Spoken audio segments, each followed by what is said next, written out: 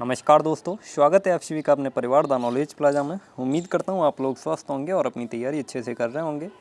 तो आज आपकी एग्रीकल्चर की क्लास होगी, जैसे कि आपके टाइम टेबल के अकॉर्डिंग। आज सैटरडे है तो सैटरडे को डेली एग्रीकल्चर की क्लास होती है। तो आज आपकी एग्रीकल्चर की क्लास होने जा रही है, तो सभी लोग क्लास में आ जाइए और क्लास को एक बार शेयर कर दीजिए, जिससे जो साथी छूट गए हों वो भी क्लास में आ जाएँ। इस क्लास में आपके एग्रीकल्चर के इंपॉर्टेंट क्वेश्चंस कराए जाएंगे। तो जो लोग चैनल पे पहली बार आए हुए हैं वो लोग चैनल को सब्सक्राइब करेंगे, बेल आइकन प्रेस करेंगे, ताकि आने वाले वीडियो की नोटिफिकेशन आपके पास समय से पहुंच सकें। चलिए तो शुरू करते हैं आज की क्लास। ये जो क्वेश्चन है ये आपको करा दिए गए थे, जहाँ तक करा दिए थे उससे आगे के क्वेश्चन शुरू करते हैं। ये यहाँ 25 तक करा दिए थे, यहाँ से 26 नंबर से शुरू करते हैं। तो आज का आपका फर्स्ट क्वेश्चन है, गन्ने के खेत के चारों ओर सनई की फसल की कुछ पंक्तियाँ बोना क्या कहलाता है? मिश्रित फसलें, रक्षक फसलें, सहचर फसलें या सहायक फसलें? तो इसे क्या कहते हैं? रक्षक फसलें। गन्ने की फसल के चारों ओर सनई की फसल की कुछ पंक्तियाँ बो दी जाती हैं। ये किस लिए बोई जाती हैं? ताकि जो गन्ने के ऊपर जो कीट होते हैं वो सनई के ऊपर चले जाएं, ताकि अपनी जो मेन क्रॉप, जो शुगर कैन की जो मेन क्रॉप होती है, उसको बचाया जा सके कीटों के आक्रमण से। इसलिए सनई को चारों ओर बो दिया जाता है, इसलिए इनको रक्षक फसलें बोलते हैं। चलिए नेक्स्ट क्वेश्चन देखते हैं। नेक्स्ट क्वेश्चन है, अमरूद किस कुल से संबंधित है? अमरूद किस कुल से संबंधित है? तो अमरूद की फैमिली क्या होती है? मिर्टेसी। अमरूद की फैमिली होती है मिर्टेसी। सॉरी एक minute, Myrtaceae. C option C हो जाएगा इसका। और कल की क्लास में मैंने देखा था 2-4 लड़के उल्टा सीधा कमेंट कर रहे थे, तो उन लोगों को बता दें कि आप लोग ऐसे कमेंट ना किया करें, नहीं तो मजबूरी में हमें आपको ब्लॉक करना पड़ेगा। आप लोगों को कमेंट करना है, जो आपसे पूछा जाता है उसका जवाब दीजिए। आपको आंसर करना है, आंसर करिए। और कोई डाउट है तो डाउट का कमेंट कीजिए। ऐसा थोड़ी है कि आप किसी लड़की को परेशान कर रहे हो, ये अच्छी बात नहीं है। मैं सीधा ब्लॉक कर दूंगा, आपको लास्ट वार्निंग दे रहा हूँ। अब ऐसा कमेंट देखने को नहीं मिलना चाहिए मुझे। चलिए अब मैं बार बार नहीं बताऊंगा, सीधा ब्लॉक कर दूंगा। चलिए नेक्स्ट क्वेश्चन देखते हैं। आप लोगों के अगर कोई संपर्क में हो तो बता देना। नेक्स्ट क्वेश्चन है आपका, पूषा नन्ना एक बौनी प्रजाति है? आम, पपीता, केला, सपोटा या चीकू? तो पूषा नन्ना किसकी वैरायटी है? वेरी फेमस वैरायटी है और इम्पोर्टेंट वैरायटी है, पूछी भी जाती है। तो ये किसकी वैरायटी है? पपीता की। बी ऑप्शन सी हो जाएगा इसका। नेक्स्ट क्वेश्चन है, मौसम्बी का वैज्ञानिक नाम क्या है? मौसमी का वैज्ञानिक नाम क्या होता है? तो इसका वैज्ञानिक नाम होता है citrus sinensis Osbeck. Citrus sinensis Osbeck, a option C हो जाएगा इसका। चलिए नेक्स्ट क्वेश्चन देखिए, इनमें से कौन अंगूर की संकर प्रजाति है? तो अर्कावती, बंगलर ब्लू, पूषा सीडलेस या मरकट? तो इसका राइट आंसर क्या हो जाएगा? सभी लोग आंसर कर दीजिए।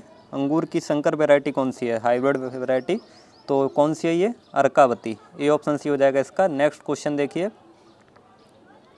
नेक्स्ट क्वेश्चन है, इनमें से कौन सी नदी मध्य प्रदेश से नहीं निकली है? इनमें से कौन सी नदी मध्य प्रदेश से नहीं निकली है? माही, नर्मदा, ताप्ती या गोदावरी? तो कौन सी नदी मध्य प्रदेश से नहीं निकली है, ये पूछा गया है। तो इसका राइट आंसर आप लोग कमेंट करके बता दीजिए। ये आपको होमवर्क में दे रहे हैं हम आपको, और नहीं आए तो बाद में आप लोग पूछ सकते हैं। इसका आंसर आप लोग कमेंट करके बता दीजिए। चलिए नेक्स्ट क्वेश्चन देखते हैं। नेक्स्ट है आपका, अर्ध शुष्क परिस्थितियों में इनमें से किस फसल को सबसे कम पानी चाहिए? अर्ध शुष्क परिस्थितियों में इनमें से किस फसल को सबसे कम पानी चाहिए? गेहूँ, टमाटर, बैंगन या प्याज? तो इसका राइट आंसर क्या हो जाएगा? गेहूँ। ये ऑप्शन सी हो जाएगा।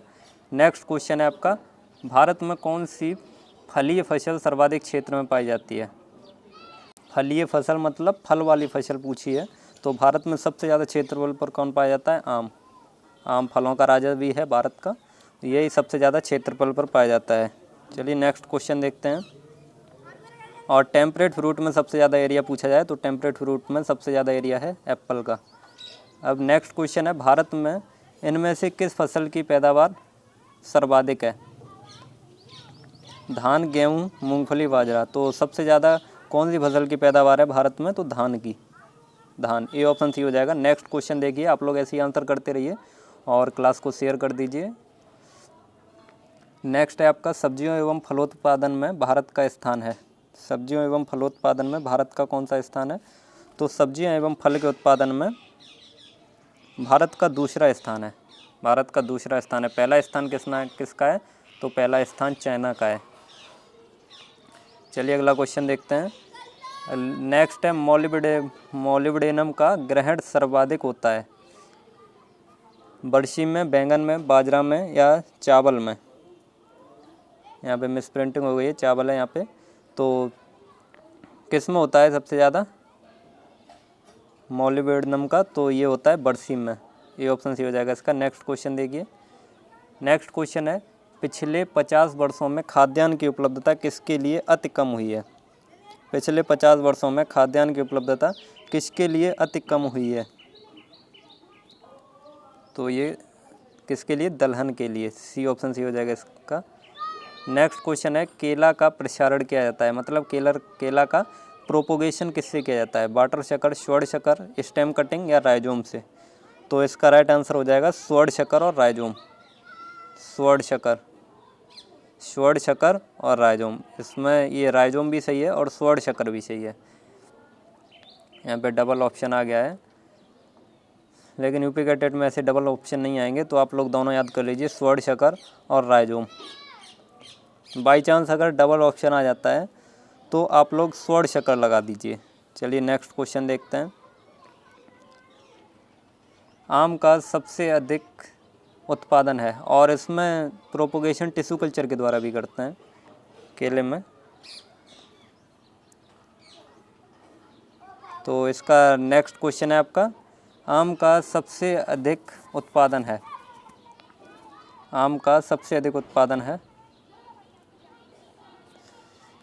आंध्र प्रदेश में, उत्तर प्रदेश में, मध्य प्रदेश में या पश्चिम बंगाल में। तो आम का सबसे अधिक उत्पादन किस में है? यह है उत्तर प्रदेश में।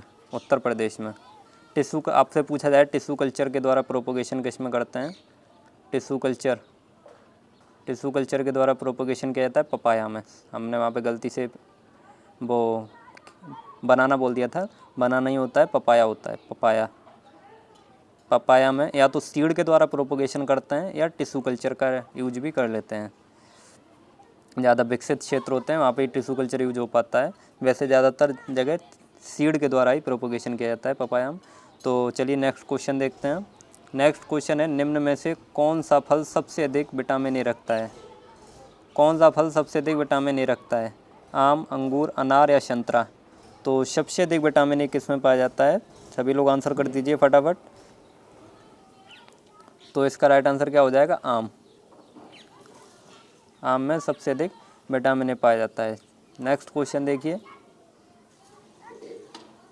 नेक्स्ट है आपका निम्न में से कौन मिर्च की प्रजाति नहीं है? इसमें से मिर्च की प्रजाति नहीं है, ये पूछा गया है। भाग्यलक्ष्मी, आर्द्र ज्योति, पूषा वैरव, किंग ऑफ नॉर्थ। तो मिर्च की वैरायटी कौन सी नहीं है? पूषा वैरव। पूषा वैरव जो है वो मिर्च की वैरायटी नहीं है। डी ऑप्शन सही हो जाएगा। नेक्स्ट क्वेश्चन है सिंचित परिस्थितियों में सूखे मिर्च की प्रति हेक्टेयर पैदावार हो सकती है? सिंचित परिस्थितियों में सूखे मिर्च की यील्ड पूछी है, यील्ड कितनी होती है? 500 किलोग्राम, 800 किलोग्राम, 1200 किलोग्राम या 2000 किलोग्राम। तो ये कितनी हो सकती है? 2000 किलोग्राम तक पर हेक्टेयर। चलिए नेक्स्ट क्वेश्चन देखते हैं। हाइट आइसकिल एक वैरायटी है, हाइट आइसकिल एक वैरायटी है, सलगम, गाजर, मूली या चुकंदर। तो हाइट आइसकिल किसकी वैरायटी है? ये है मूली की वैरायटी, मूली। सी ऑप्शन सी हो जाएगा। नेक्स्ट क्वेश्चन देखिए। प्याज किस कुल से संबंधित है? तो इसकी फैमिली क्या होती है प्याज की फैमिली? तो इसका राइट आंसर हो जाएगा एमरल्डेसी। कौन सी फैमिली होती है? एमरल्डेसी। ये ऑप्शन सी हो जाएगा। नेक्स्ट क्वेश्चन देखिए।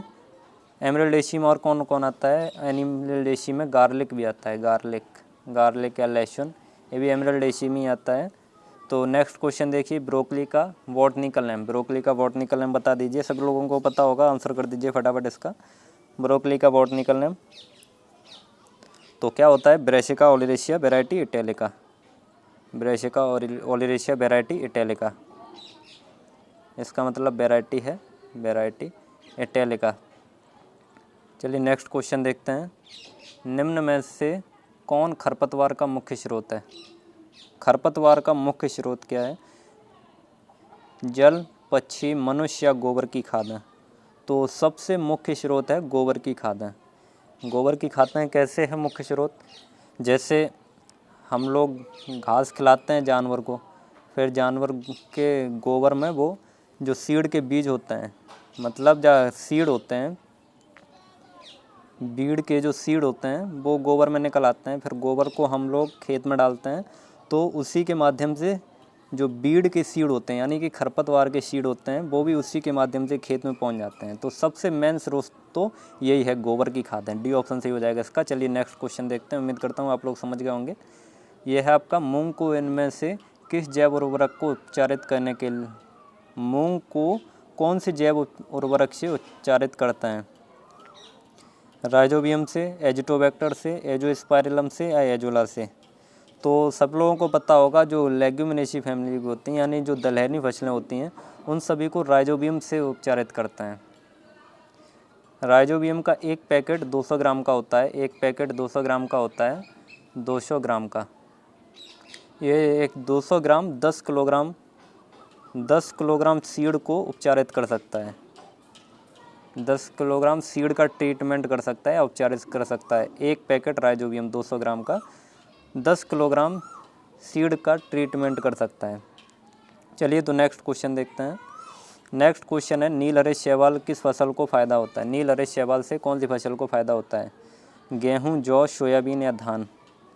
तो नील हरे शैवाल को नील हरे शैवाल किस में यूज किया जाता है? तो ये ज़्यादातर लोगों को पता होगा, ये धान में यूज किया जाता है। इंपॉर्टेंट क्वेश्चन है, किस में यूज किया जाता है? धान में यूज किया जाता है। इसको इंग्लिश में ब्लू ग्रीन एलगी बोलते हैं, लीजिए blue green algae.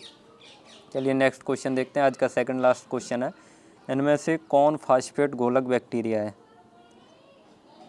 Phosphate soluble bacteria कौन सा है? तो सब लोग आंसर कर दीजिए इसका।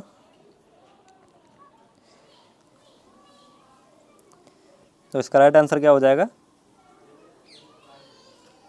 एस्परजिलस अवामोरी। एस्परजिलस अवामोरी ये इसका राइट आंसर हो जाएगा, ये ऑप्शन। चलिए आज का लास्ट क्वेश्चन देखते हैं। लास्ट क्वेश्चन है, फसल की जलमांग को प्रभावित करते हैं। फसल की जलमांग को प्रभावित करते हैं मृदा, फसल की प्रकृति, जलवायु या उपरोक्त सभी?